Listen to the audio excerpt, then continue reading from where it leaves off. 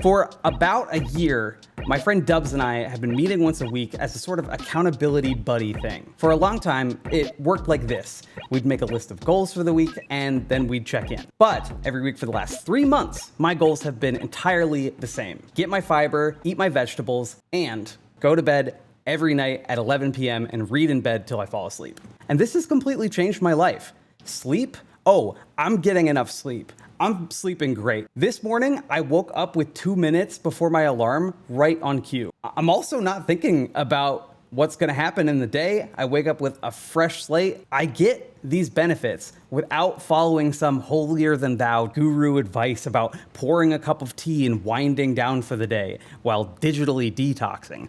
I'm reading bangers over here. I spend the last hour of my day blissfully entertained, riveted even. It's not like I prefer to scroll on my phone, but I do this boring thing instead in order to give myself a buff against the trials and tribulations of modernity. I fucking like this. It feels great, and it's 100% free. Here's every book I've read in 2026. However, these are the books that I've been reading at night before bed. The rest I read as an audiobook on my commute. Notice, all of these are fiction. So let's say that you want to start reading before bed. How would we go about this?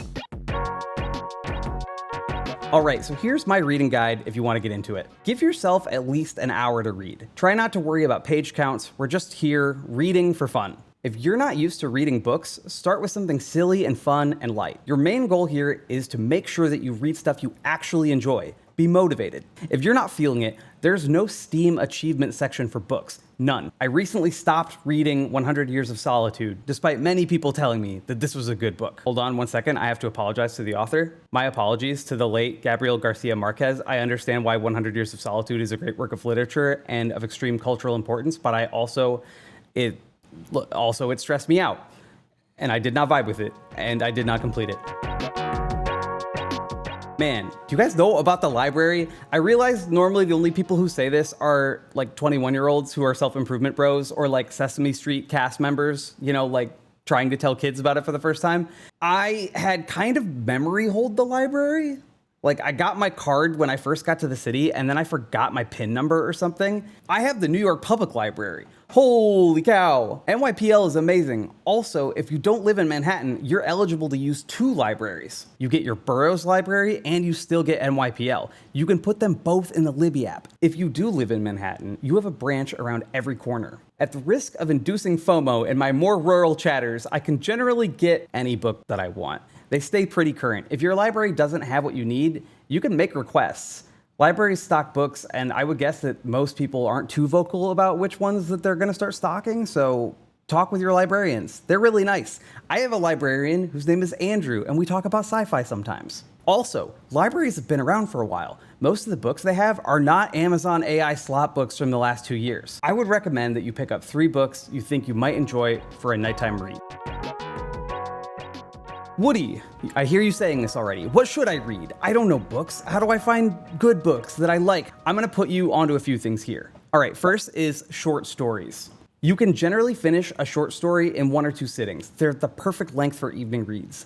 Do you know about David Foster Wallace, the legendary author who wrote Infinite Jest? A huge book of insane page length that's very intimidating and a challenging read. At least to me, I'm intimidated by it. Did you know he also wrote short stories? Like little 40-page affairs. I'm reading a collection of them right now called Girl with Curious Hair, and I'm really enjoying it.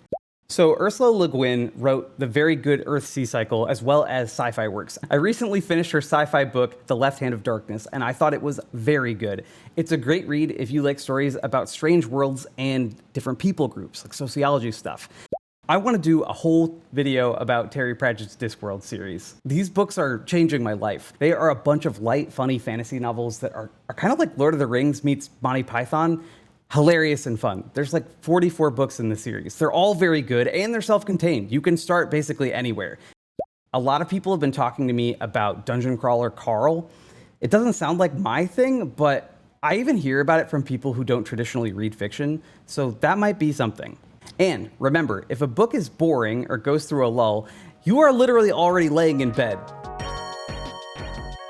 I want to end this by shouting out my boy Books. Books as a concept. Thank you for not having pop-ups. Thank you for not having secondary app ecosystems. Thank you for not having microtransactions.